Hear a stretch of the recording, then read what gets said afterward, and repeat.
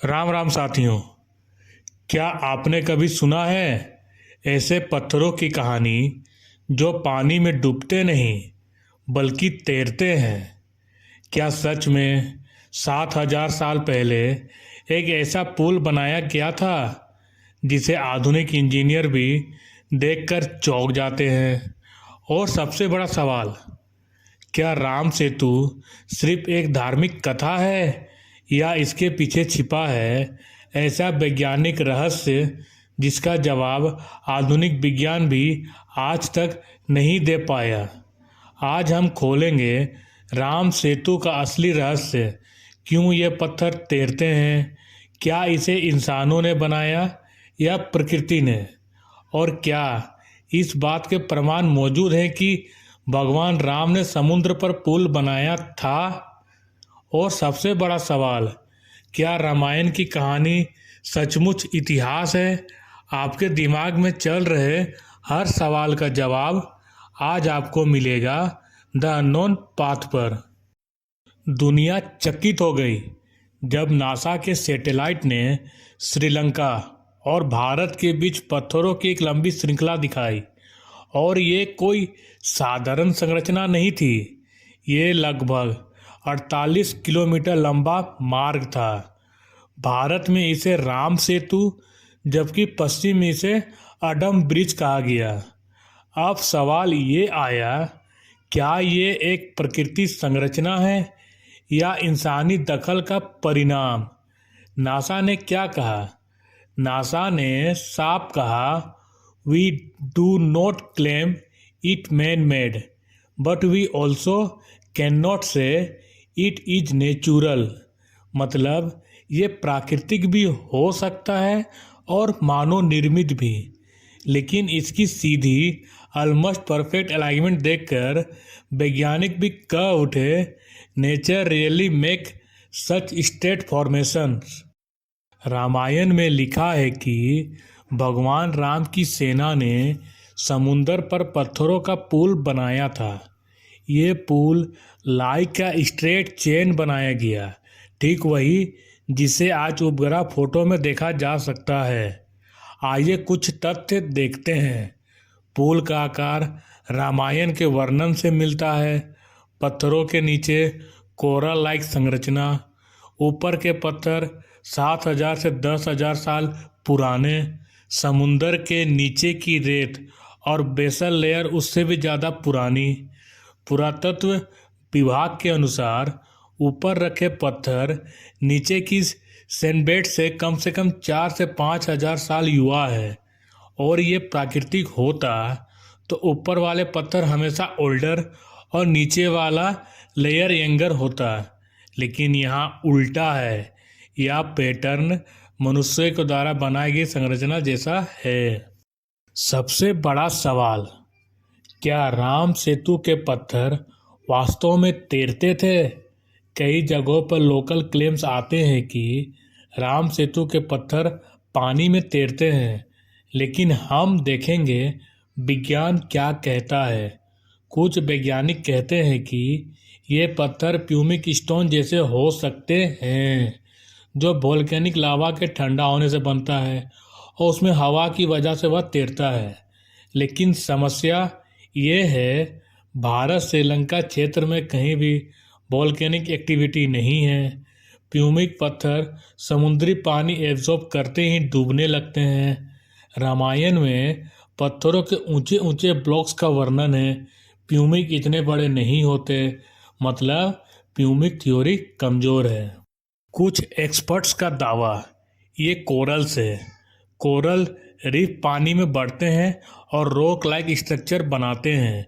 लेकिन समस्या ये है, कोरल कभी भी स्ट्रेट लाइन में नहीं बढ़ते। कोरल का लेयर ऊपर होता है, बेस नहीं। यहाँ पत्थर ऊपर है, कोरल नीचे है, तो कोरल थ्योरी भी कमज़ोर। पुरातत्व विभाग ने डिवाइन करके पाया, नीचे सैंडबेड, उसके ऊपर कोरल्स और सबसे ऊपर रखे हुए बड़े पत्थर। ऐसे ही एंशिएंट कॉजवेज बनाए जाते थे। पहले न्यू, फिर छोटे पत्थर, ऊपर बड़े ब्लॉक्स।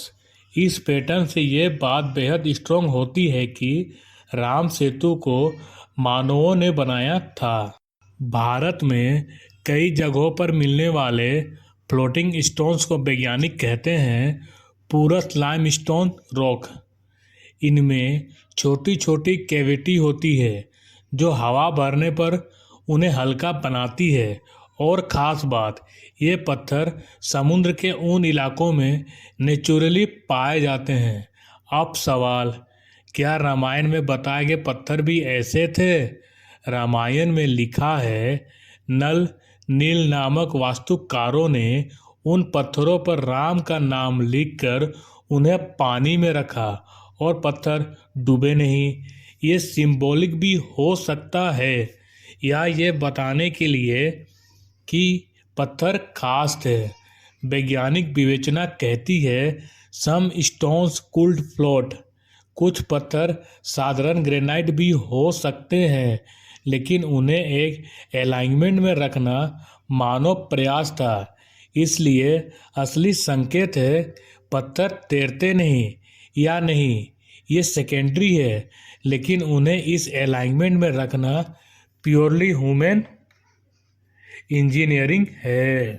राम सेतु जैसी विशाल संरचना बनाने के लिए निम्न इंजीनियरिंग आवश्यक थी: marine engineering, heavy stone placement, vacancy calculation, labour management, high level architecture.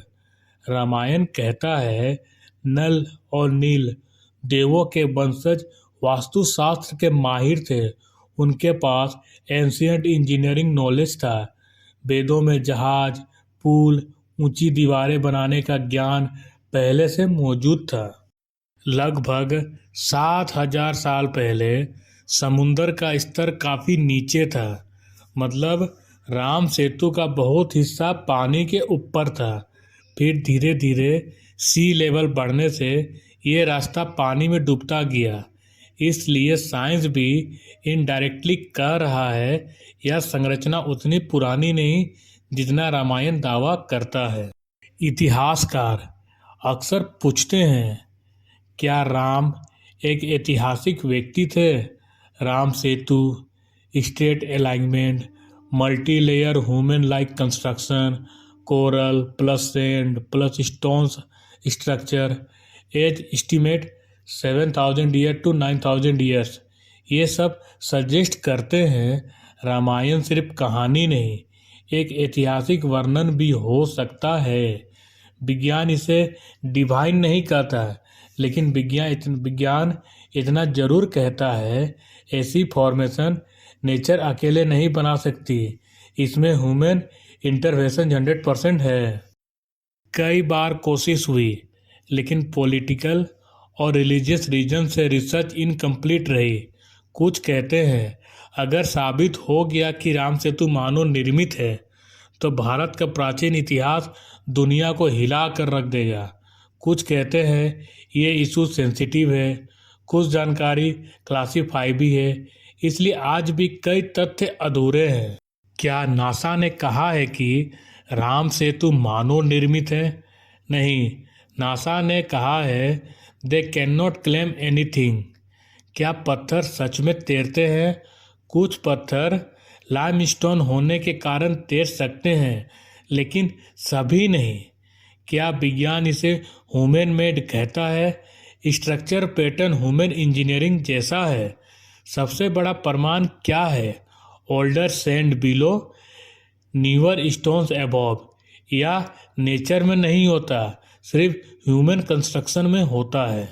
आज हमने देखा इतिहास, विज्ञान, भूगोल, उपग्रह, डेटा, पुरातत्व और समुद्र विज्ञान, सभी की बात एक जगह आकर मिलती है कि राम सेतु एक रहस्य है, लेकिन सिर्फ कहानी नहीं है। इसमें मानवों का हाथ है और प्रकृति का डिजाइन भी, और शायद कुछ ऐसा भी जिसे विज्ञान अभी तक समझ नहीं पाया है। लेकिन अब सवाल आपसे है, क्या आपको लगता है कि राम सेतु भगवान राम द्वारा बनाया गया पुल है या किसी प्राचीन सभ्यता की इंजीनियरिंग? और सबसे बड़ा सवाल, अगर ये पुल बनाया गया था तो इसे किस तकनीक से बनाया गया था? अपने जवाब नीचे कमेंट में ज़रूर बताइए। द अननोन पाथ पर हम ऐसे ही रहस्यों को उजागर करते रहेंगे।